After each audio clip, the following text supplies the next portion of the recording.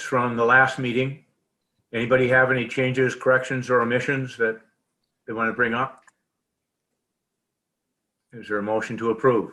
Move to approve. This is Brokaw, second. Okay. Moved and second. All those in favor signify by saying aye. Aye. Aye. Opposed? Motion carried. The first item on our agenda is Santa Claus. How do I get back to there? At the band shell. Right, church wrong. So Take it, Mike. I can't bring up the. yeah, that's fine. I'll take it. So Okay. the first two items, item A and item B, are applications that the city received from the Chamber of Commerce to host some events coming up here down in Lakefront Park. I know Mary Claire, the Chamber of Commerce director, is here to answer any questions that you might have. The applications were uploaded to your packet, and just looking for general discussion. Obviously, Mary Claire, why don't you maybe just the first one for Santa and his critters, maybe just give a brief description of what the event is about, and then they can ask any questions of you. Sure. Thank you so much for your time and your consideration of these events. We're excited to bring Santa and his critters back down to Lakefront Park. For the past 7 years, it's been held at River City Center, and they are out of space, which created an opportunity for us to reimagine what we wanted to do. So we're bringing it down into the bandshell area, in which will all be decorated for the holidays. But we have, as we noted, sled dog demonstrations, ice sculpture, all sorts of fun activities for families and littles and so forth. And then Santa, of course, will be there to visit with the children. So run from about noonish to 3 or a little bit after. Should be fun. And, you know, I know you're all going to hope for really nice, perfect weather, so it's not freezing cold. Sunny. It sounds really good, Mary Claire. I would move to approve. Is there a second? I'll second. It's moved and seconded to approve. Any further discussion? Mary Claire, what's the time on it? I was thinking, was it 9 to 5 or is it shorter? It's noon to 3. Noon to 3. Okay. Chair, I'll call the question. All those in favor signify by saying aye. Aye. Negative, nay, none. Motion carried. The next item we have on our agenda is discussion and possible action for the 2021 Light Up Night in Lakefront Park. And Mary Claire, that's you again. Yes, thank you, Chair Casanova. So we're excited for Light Up Night. You may remember for a number of years, we started down on 2nd Street and we requested to close 2nd Street. And that always caused me great anxiety just in terms of safety on 2nd Street. So we have pulled everything off of 2nd Street and Santa magically appears, usually via a fire truck, down in Lakefront Park. So Light Up Night is totally in the park. So there's no closing of 2nd Street. There's not that huge safety issue that we all had. And so with a wave of his wand, he will turn on the lights. We are looking to maybe have some music down in the park, which was not in my application, but it would be more like kind of a DJ setting so that we can have some Christmas music and make it festive in the park before Santa arrives and then just for a little while after. And we'll just have some individually wrapped treats like we did last year to give to the little ones, and someone might be down there offering hot chocolate, but it's just a great experience. And as the lights program, we're in our 3rd annual Buena Vista, a stroll in the park. So we're just really excited to see what it looks like this year. As you all know, the 7 trees that were lost in Lakefront Park, we had a plan. And then when the storm hit, we changed our plan. So it's going to focus a little bit further to the south of the bandshell, but there'll still be lights and things around the bandshell, but the focus of the lights will be just a little bit further south where we had a few more trees to fill, but we're really, really excited about it. It always looks nice. Yeah, it's one of my favorite things, Mary Claire. I love that you guys do that every year. It's been so fun. Hey, just a quick question. Will the Santa be like kind of toward the arch that says Hudson, or will he be a little bit south of there? Right. So this year, we think that he will come via the fire truck and come right down to the bandshell. Oh, okay. So I need to have a call with him we're playing phone tag, double confirm that. But last year we did a drive-by. And so this year, because it'll be cold and people can be physically distanced, we believe that we'll be able to do that down by the band shell. Sounds And good. now we'll have the sound system so that people can hear him doing the countdown with everyone. Sure. That's all. I just wanted to thank you and the chamber for your work with the lights in the park, because I think it's such an awesome, beautiful thing for our community. And I know so many people just really enjoy it. So thank you so much for that. Well, thank you. And we appreciate the partnership with the city and the Parks Department and Deb and Mike's and all their help. With that said, I would move to approve. I'll second it. I can do that. All those in favor signify by saying aye. Aye. All right. Against? Motion carried. The next item we have is. Thank you. Thank What? you, Mary Thanks, Claire. Mary Claire. Thank you, Mary Claire. The next item we have is Mark Garrity is here with the Lake Malibu Basin Project.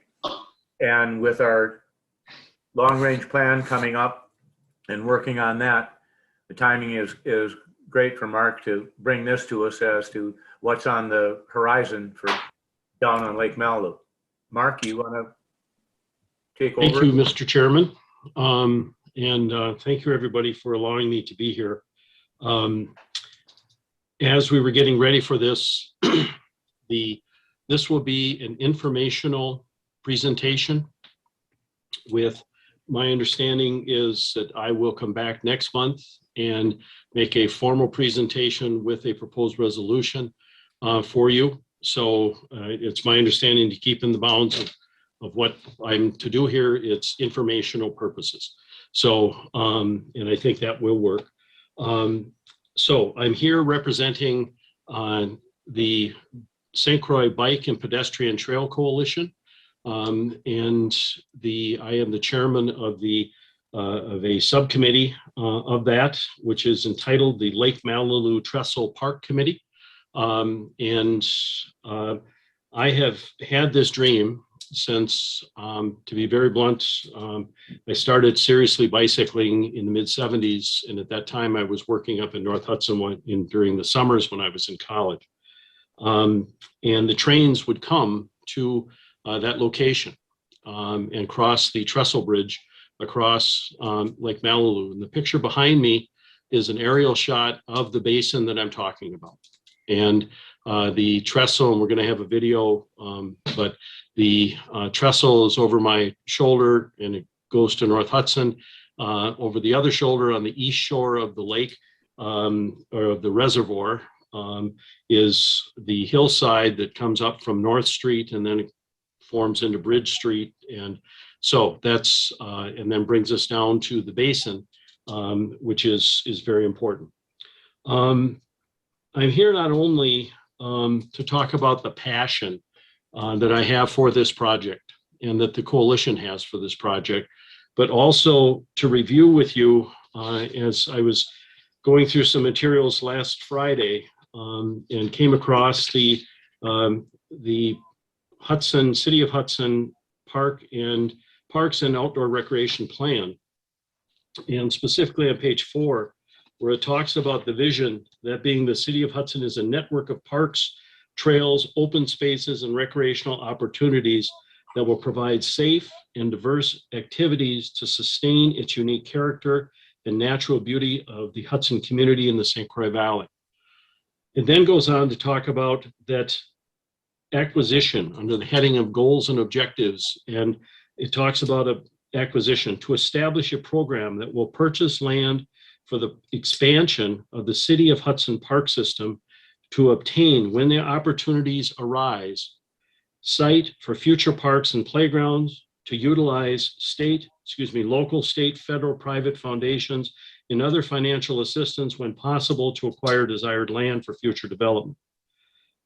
Then it goes on to talk about to provide the adequate, quality, and varied recreational facilities and opportunities to meet the needs of the residents and the community. And finally, to provide a park system that preserves the natural, historic, and cultural resources to designate preserves and restore significant natural resource areas within the park system. So that, to me, rings this project, because this project, I think, is as monumental as Burkmose Park, Prospect Park, and Lakefront Park. Now, we don't have a Mr. Burkhart, who was Mr. Burkmose, who was in charge of the park system at that time when Burkmose Park was established, and also Prospect Park. He did both of them. Well, this is an opportunity to celebrate not only the natural resources of the area, but to have a trail that would go from St. Croix Street, the end of the lakefront trail that is there, all the way up to the intersection of Galahad and Wisconsin in North Hudson. Now, I have been working on this project since September 29th, 2015. And that was when the letter was sent to the Department of Community Development for the county and also for the city. Late Denny Darnold received the letter. At that time, I proposed that the city would purchase the trestle bridge and establish a trail that would then allow individuals to go to and from Hudson, North Hudson, in anticipation of the construction project that was being talked about at that time for the summer of 2019. That's the project that we're still living with. And I sat for over 10 minutes yesterday at the intersection of Elm and 2nd Street, waiting for the ability just to make a right turn. And this would have afforded the opportunity for people to get to and from, not necessarily cars, but the bikes, walking, etc. This is important and it's historic because this is the confluence of the Willow and the St. Croix River. And it goes back to the days when the white men weren't here, and the first white men showed up in 1640 as voyageurs coming down the St. Croix from Lake Superior, and that it was a situation that the Metawakan Sioux, or the Dakota, and the Anishinaabe and the Chippewa were living on that hillside behind me on the east shore. And that went down all the way to the St. Croix Street area. It was a site of a major battle in 1778. And that is essentially was the fight for the valley at that time that was then fought another 100 years later in Stillwater. This was also the site of essentially the creation of Hudson. It was Willow River when it was established. It then became Buena Vista, then it became Willow again, and then it became Hudson. And it was at the confluence, because the confluence is so important, because that's the open water during the winter. And so it was a matter of the St. Croix was very small at that time. The Willow was not like it is in the width here. So it was very important. The site was also the site of the creation of the railroads in Hudson. And so when the first bridge came across the river, it turned and went all the way up and crossed onto that trestle that we're on. And that trestle area dates back to 1873. And that's when the establishment of if you look at the buildings in the trestle, and my thing is reversed here. So up in the top up there, you'll see to the left side of the picture, those were the shops that employed the immigrants from Norway, Sweden, from Denmark, from Germany and Ireland, etc., that came in Italy that eventually established North Hudson.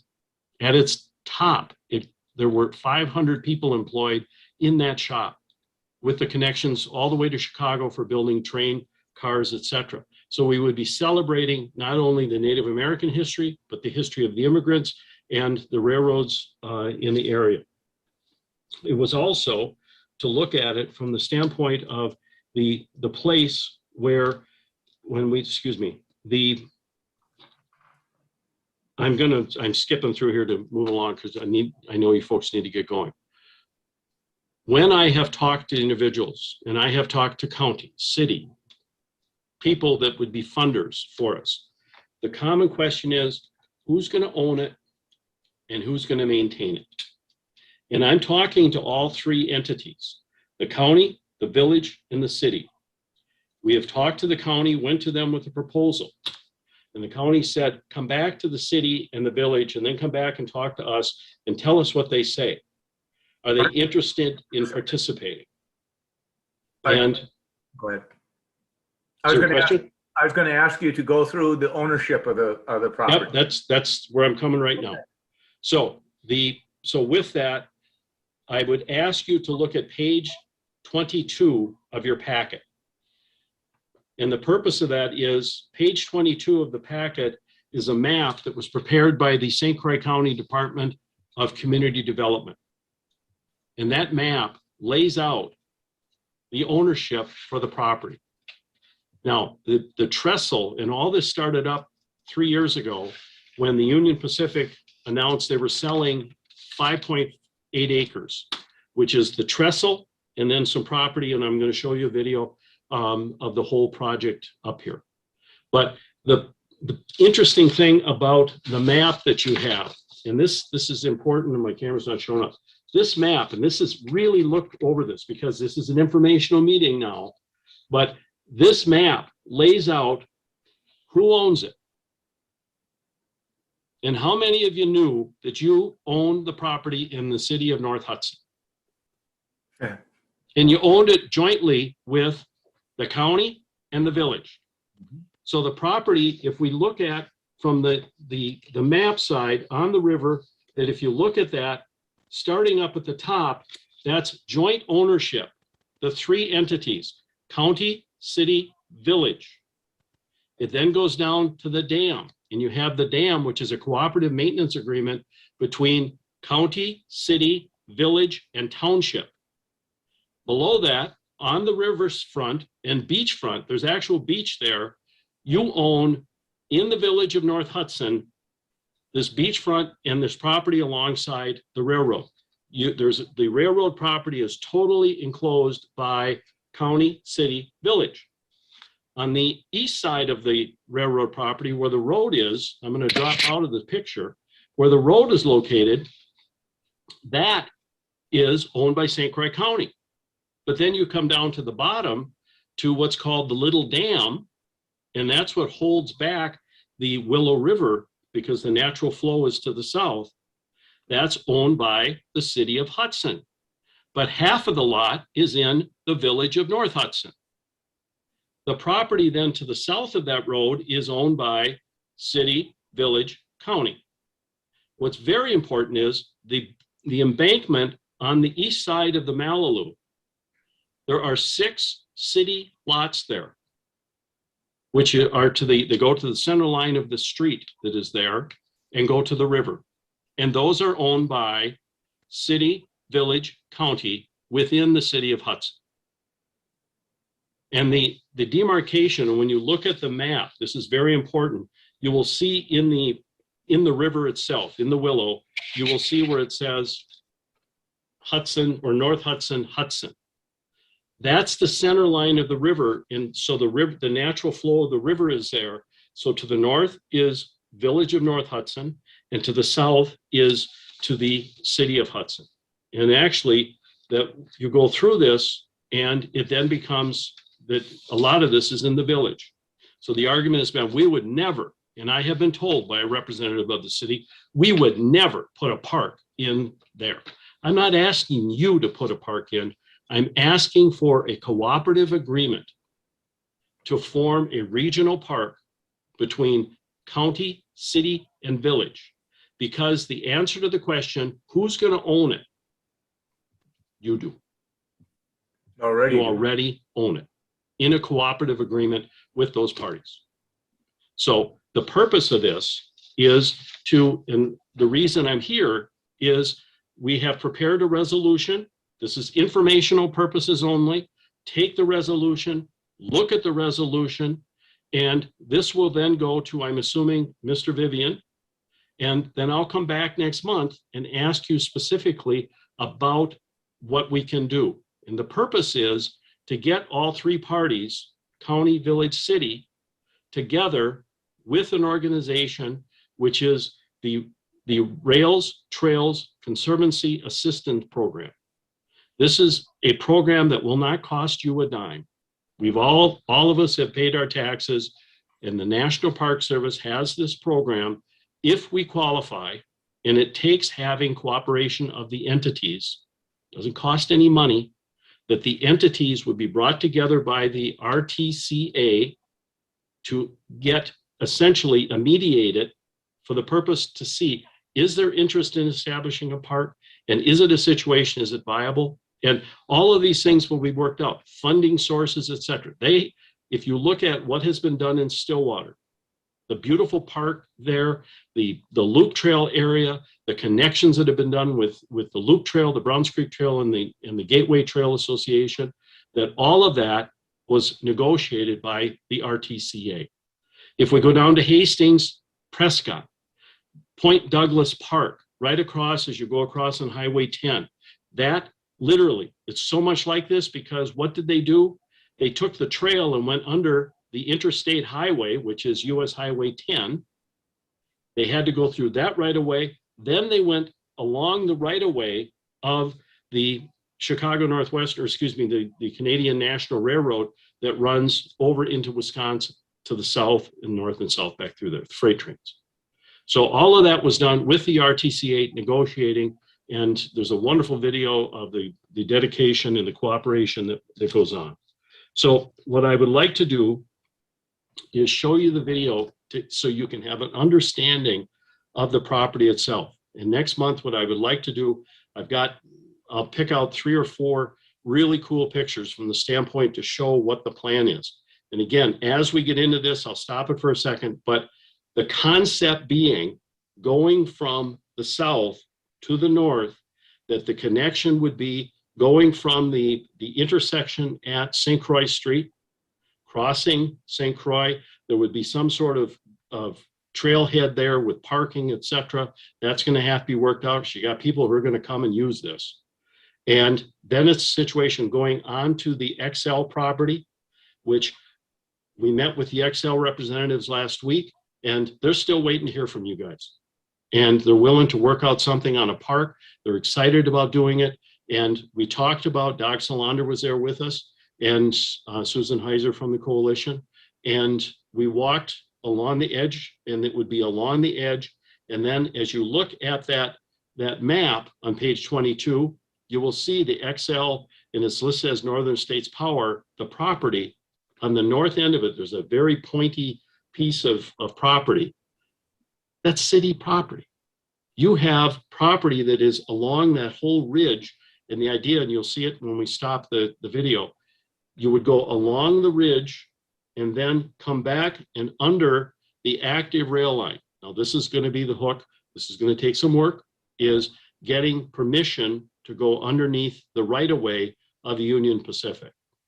But we're going to have a whole lot more power if all 3 entities are together saying, this is what we want to do. And we have the RTCA that may help us with that, but it's a situation more so than the coalition for the last 3 years trying to talk to the railroad. I have the railroad guy's number. His name is Colby Rinker, and he keeps saying, make me an offer.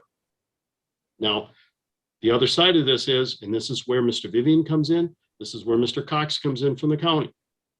There is a federal statute, the Rails to Trails Act of 1988. And if that right-of-way that behind me has been abandoned, there is legislation there that talks about how it can go and where it can go.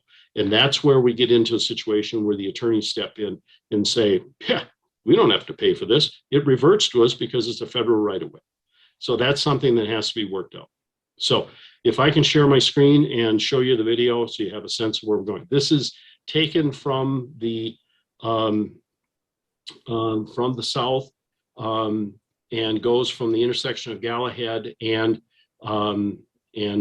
Wisconsin, runs right up the property and then crosses the rail line, and then it's out over St. Croix Street and looks back at the bridge that we talked about.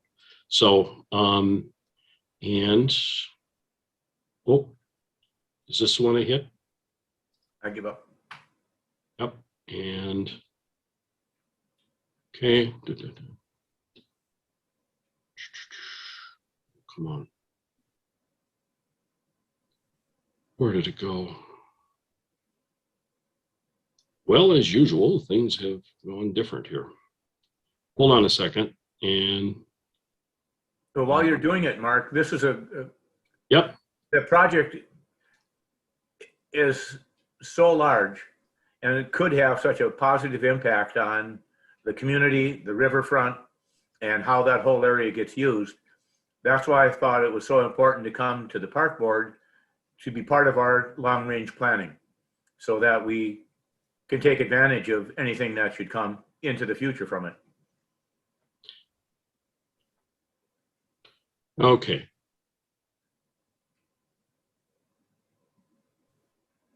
So this is Galahad and coming down the property. East Bank condominiums on this side, the Malibu apartments on this side. The county, your property starts right there. So County Village City runs along the side. This is the railroad property. That's the abandoned railroad. That's the abandoned railroad property. And here's the trestle. In the park, it would be, I mean, this is all going to have to be done up, but the bike trail would run, or pedestrian trail would run right down the side here. The rest of it is all park.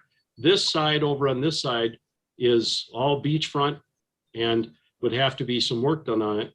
And then I'm going to stop here for a minute. Here's where the turn would be to go underneath here. This property runs up, that the railroad property runs up to about here, and then the county and your property, so County City Village, runs down on the other side of this tree onto the water. So this is all lakefront. So the trail, the idea is there would be a bridge similar to what's out at Willow River State Park at the falls, and to go underneath here. And again, understanding flooding, et cetera, there would have to be some engineering done to figure that out. And so this is the XL property right here. And here's the buildings that are here for the rowing club, et cetera. Your park comes in right there. That's the clearing. We'll cross the street and then go along this ridge right on through here and get back.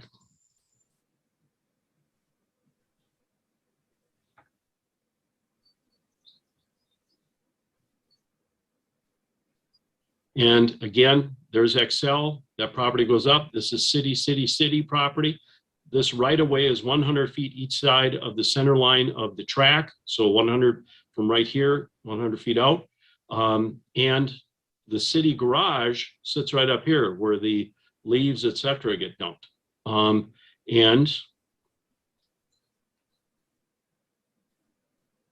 looking back, there's your city garage over there. And this is now over St. Croix Street. So that's the, and I come out of this and stop sharing. There. So that's, so the long and short, and you have a copy of the resolution that we're proposing that is there. And again, Susan has done a beautiful job of that. I've reviewed it.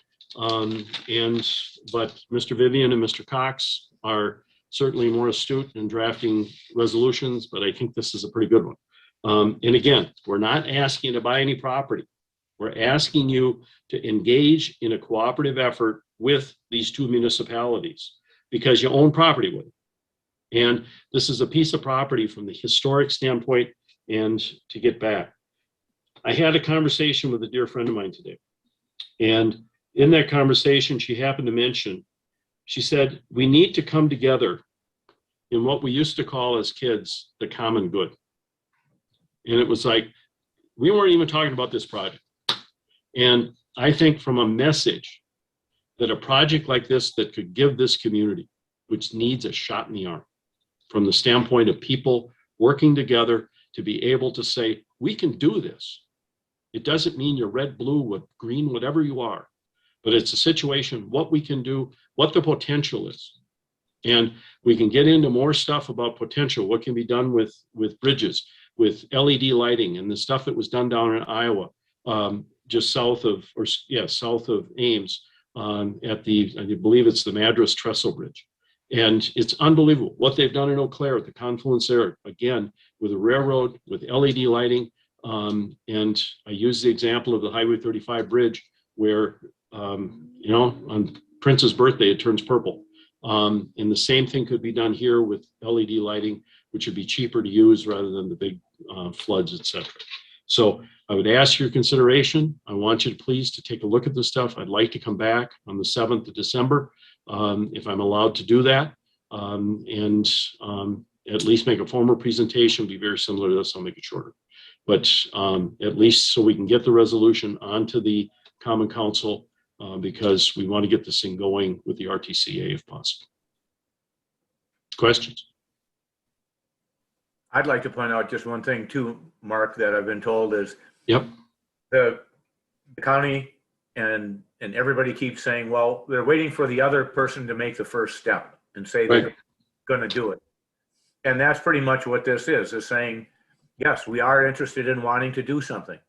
And let's figure out what it can be to the benefit of everybody. And it's an ideal piece of ground to do it on.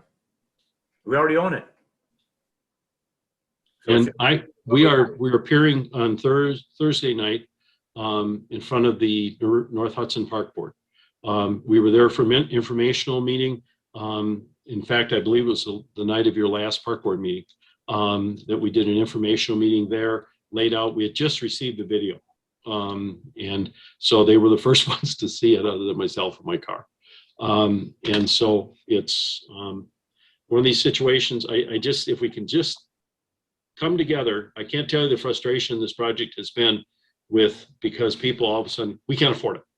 Well, of any time in our lives, and I'm going to be 69 in 24 days, there's federal money available. And there's, be it an infrastructure plan, whatever it might be, that it's a situation that if we can do the grants, et cetera, and you're going to have more power to do grants as a municipality than you are as a bike coalition.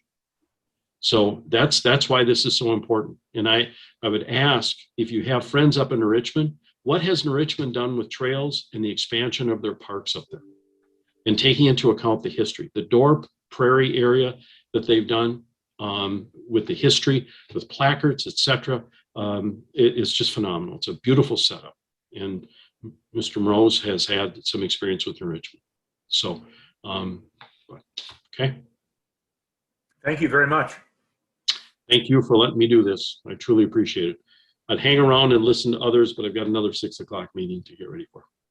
So, thank you. Thank you. Thank you, Mark. You bet. Take care. Unless anyone has something else that they want, we can move on to the next item on our agenda if I can get it to come back up.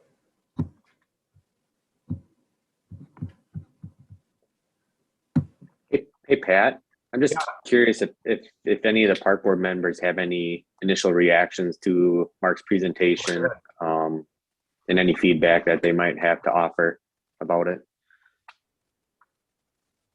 Does anybody have anything?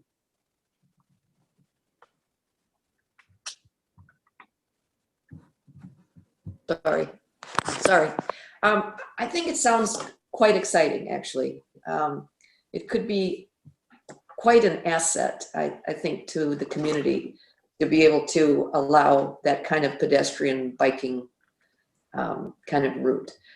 You know, there's still so much unknown that it's hard to be fully on board, but it seems like it has some real potential. That, and it really expands our city presence on the riverfront.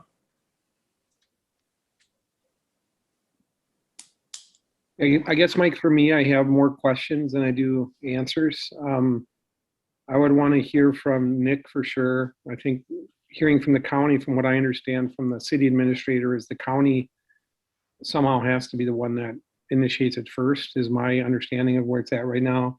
I have questions about the DNR with a protected riverway, about how that's treated down by the river. I have questions about the trees and cover. So I just think I need to really think about it. And I have more questions now than answers, I think. So, but I think there has to be a whole lot more discussion before we could move forward on something like that. Well, I think in part to your answer is that it's asking for permission to investigate it. And the powers that have control over the waterway are involved in laying out the entire project.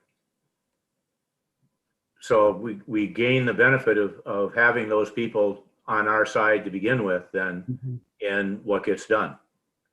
Because yeah, we have to meet everything with the Wild and Scenic River Act and all the other stakeholders that are within the riverway. I do see it as something that it would take quite a while to do. I know it sounds like he's been working on it for 4 years, but I could see that this could easily take another 4 or 5 or something, because I just feel like it's a pretty complicated venture with a lot of legal entities and a lot of different communities involved. So I'm not against the idea, just to be clear, but I just think it's tricky, and I think there's a lot of questions it raises. So Thank you. Anyone else have anything?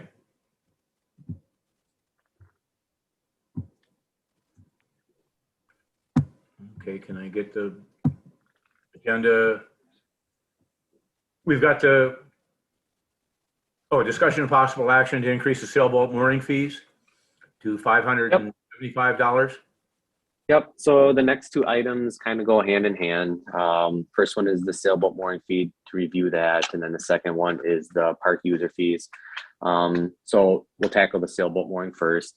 Obviously, in the issue sheet, we haven't raised the sailboat mooring fee since 2009 was the last time we raised it up to $560. And it's been the same for the last 12 years. So I'm proposing, based upon kind of what the area, I did a little bit of research in Minneapolis.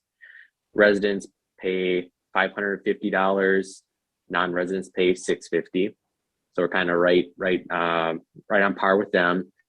In Excelsior, which is on the West Metro on Lake Minnetonka, residents pay $740, non-residents pay $1,478. And then in Wayzata, they kind of have a joint facility, yacht club with the city, and their mooring balls are $2,220. So what I'm proposing is just a minimal increase of $15 to get us kind of an even $575 for the year. Probably look to bump that up the following year to $600 and just leave it at that for a couple of years. That's kind of what I'm recommending. So based upon what I'm seeing in other communities, what they're charging for their mooring balls to be on par with them. But today's motion would be purely the 575, correct? Correct. Yep. Is there such a motion? I'll move to approve. I can Second. second it. I'll second it. Well, oh, Go ahead. That's okay. Pam and Pat, right? Yeah. Pam and Pat. Okay. Any further discussion or questions anyone has for Mike regarding it? And Mike, I was just going to ask, 50% of it goes to the Public Works Administration, park maintenance, and then the other goes to the park dedication. Is that right? Yeah, correct. Okay. Correct. Yep. Resident or non-resident? Is it the same amount? We don't distinguish non-resident to resident. It's the same flat fee across the entire mooring field. How long a waiting list do you have? Last year, Deb, what did we have? Well, 2 years ago, we had like 4 or 5. Last year, we only had 3, but we had some people back out due to COVID, so we were able to kind of fill it up. So it'll be interesting to see the response this year, kind of coming out of COVID a little bit. But I know prior to me being here, it was always like 8 to 12 people on a waiting list, but it seems to kind of have dwindled down a little bit. Mm-hmm. Any further discussion or questions? If not, I'll call the question. All those in favor signify by saying aye. Aye. Aye. Against? Hearing none, the motion carried. Now you want to go into the park user fees, Mike? And- Yeah.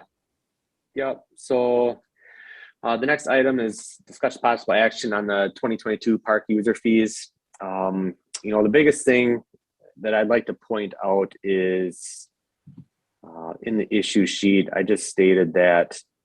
So in the past, we've in some of our parks, we've reserved both our large and our small shelters. And I know that we've talked about this before, is when we're reserving all of our shelters, it deters from people that are coming just for like a small family picnic. They don't have a shelter to go under if it rains or something like that. And to me, it feels like if we have one shelter in each one of our parks to rent and another one that's first come, first served basis, that kind of evens out our users. And to be honest with you, I pulled up the small pavilion rentals in like Grandview Park. We only had 11 rentals in the small pavilion at Grandview Park. So the thought is, to the new facility that we've built, that would be the one that people would reserve. And we can charge more for it just because of the plugins and the attached restrooms. And then the small pavilion would be just kind of first come, first served basis. So that's kind of the first thing that I wanted to point out. And then the second thing is, the Burton Park, Grandview Park, ball fields, all that stuff that we talked about last year, that all stays the same. Slight increases in the band shell events. And then when it comes to the pavilion rentals, I wanted to make them all the same just so it's easier and for both the user when they're calling Deb, and it's easier for Deb to just, instead of trying to figure out, well, which park is which pavilion, it's all the same. So it just makes the process more efficient. And so that's kind of what I had proposed in this park user fees for 2022. So any questions? I do, before I take any, I do have the reservation summary. Deb sent that to me. So last year for park reservations, we collected $19,920. And then all that money goes back into the general operating fund as revenue to offset park expenses. That's awesome. I just want to say, Mike, I love the idea of keeping those small pavilions like on a flexible basis and then just renting for the larger ones. I think that makes a lot of sense and meets, the needs of both people who plan and people are more spontaneous. I think that's a great idea. One question is, I noticed, under the White Camp Park Large Pavilion, it looks like it's listed as $25 more than the other one. So I didn't know if that was a typo, if you were trying to keep them the same, or if you consciously wanted the White Camp one to be a little bit more because it's newer. It should, on mine, it says it's all the same for the proposed. Maybe 150 and 250 and 100 for Yep. tax exempt. Oh, am I looking at, I'm not, Yeah, you're in the Yeah, wrong looking at column, I 2021. think. Yeah, wrong column. Yeah. my bad. I'm That's looking why at the wrong that's why column. he wants to change it, because otherwise I have to. I mean, I pretty good at remembering, but sometimes some days are like, oh, I think it's what is? I got to go back to basic reading math. Okay, thank you. My Yes. bad. Any further discussions? Chair will entertain a motion to I would approve. move to approve the proposed fees. Second. I'll second. Second. It's moved and seconded. Any further discussion or questions before we vote? If not, all those in favor signify by saying aye. I, Aye. Opposed? Motion carried. So there's your fees, Mike. The one Great. thing Got them off the board. we're going to hear with the Sailing Association is, when are we going to do the steps? Mhm. And that, especially with the raise in fees, it is something we're going to have to put into our future agendas and address. Mhm. Yeah, we can maybe our next go around for CIP discussion, which is next budget cycle. It might be worthwhile for the board to maybe prioritize that project at that time. Something to think about. Because we've Yeah. been talking about it with them for years, Years and years. Yeah, long time. and it needs to be done for safety and other reasons to do it. Yeah. Sorry for the digression. Is there anything of wrap up that you want to? So there's one more item for discussion as possible action. Rental of the space to the boosters. Yeah, so just briefly, now that the building up at Grandview Park has been built, we're using that for storage of some of our equipment and materials for ball fields. And it frees up the building that we have been using for the past several 10 years. The boosters have caught wind of that building being empty, and they'd like to lease it out from the city to store some of their materials and equipment that they use for weekend games or tournaments, so on and so forth, where we don't have access or we don't have people on staff to maintain the fields for them. So I put a nominal charge on there, $50 a month, $600 for the year. And if the board agrees with this, I would just basically draft an agreement similar to ones that we've had in the past down at the end of St. Croix, or the one that we have at Buckeye with the St. Croix Sailing School, and then just bring it straight to council for approval in 15th or December. And Mike, is it the little yellow dot on that map? Is that the building? It is. Yeah, it is. It's what it's like a little storage shed that a person would buy from a big box store. So it's only like 10 feet wide by 15 feet long, enough to fit a four-wheeler in there, and maybe a couple pallet of ball field lime and a striper. So it's about as big as it is. It's nothing substantial by any means. I believe, is that the one that came from the rest stop? Pat, Yeah. the Wisconsin tourist. Okay. Yep. Yeah, that's the one. Okay.